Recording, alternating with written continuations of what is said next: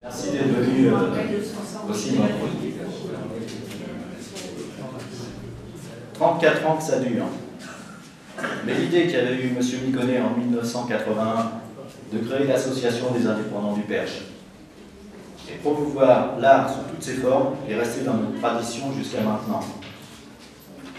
Au fil du temps, nous avons même été plus loin, puisque c'est la culture maintenant que nous véhiculons par cette exposition annuelle et le festival photo, avec ses nombreuses facettes que nous organisons tous les ans.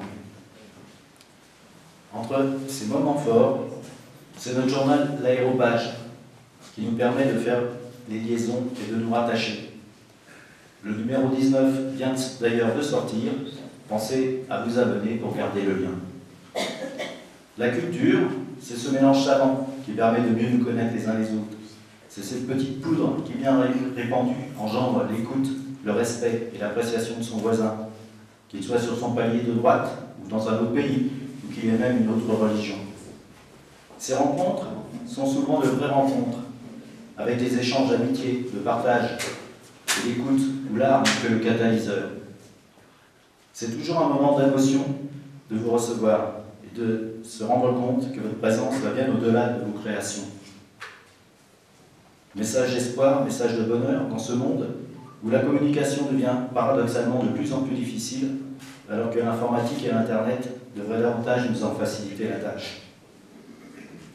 Abstrait, figuratif, contemporain, photo, dessin, mosaïque, sculpture, aquarelle, pastel, acrylique, huile, toutes ces techniques sont l'essence de ce grand message de fraternité que nous exprimons ici ensemble.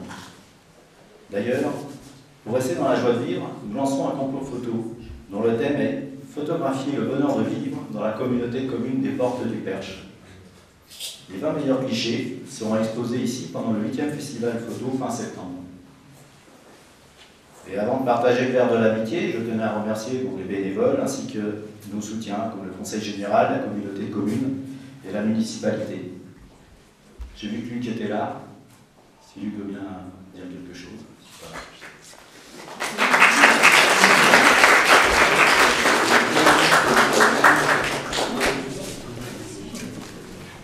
Bonjour à tous, vous n'avez pas l'habitude de me voir ici, mais c'est de votre faute, vous avez bien voté.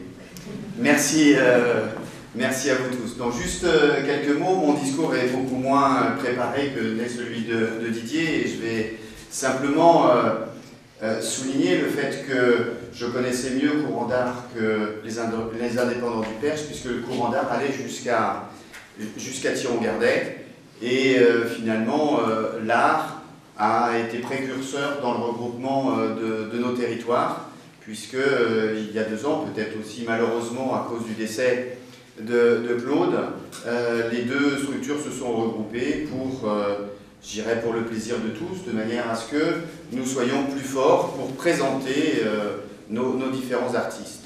Et dans ce lieu, où je suis déjà venu mais pas pris la parole, vous avez un très beau lieu pour ce faire, avec des propos que je ne commenterai pas, parce que même si mon fils passe le bac français, je ne vais pas faire des commentaires, mais auxquels je m'associe bien volontiers, qu'effectivement, dans cette culture du numérique, il ne faut pas oublier la vie de tous les jours, et il ne faut pas oublier l'art.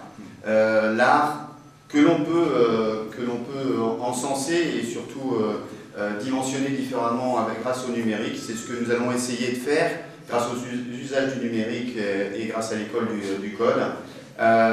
Mais il faut pour ça que l'art soit là, et bravo à votre exposition et qu'elle dure encore de nombreuses années. Merci à vous tous. J'ai aussi la joie et le privilège d'accueillir notre ami Michel Bizarre, ancien président, successeur. Voilà, donc il est là, il vient ici, parce que c'est pas souvent qu'on le voit dans les expos, on aurait dit qu'il partait en courant. Est-ce que tu veux dire quelque chose pour ça? Allez, tiens.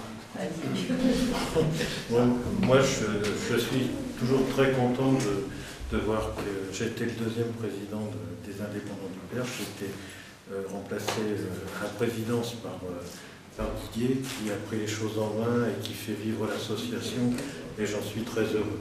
Moi,